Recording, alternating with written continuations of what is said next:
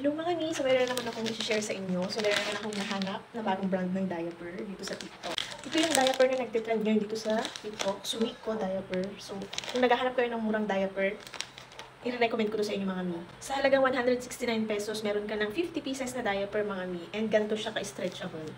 Tapos meron na siyang double leak guard. Ayan. Di ba mga mi, ang gusto nating diaper para sa mga baby natin is yung kaya makipagsabayan buong magdamag. So ito na yun mi, nire-recommend ko to.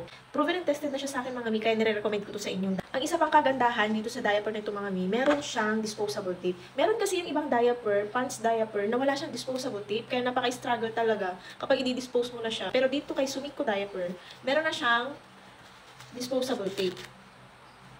At talaga namang napakadikit niya mga mi. Ganito rin yung loob niya mga mi. Cotton siya sa loob. Oh. See?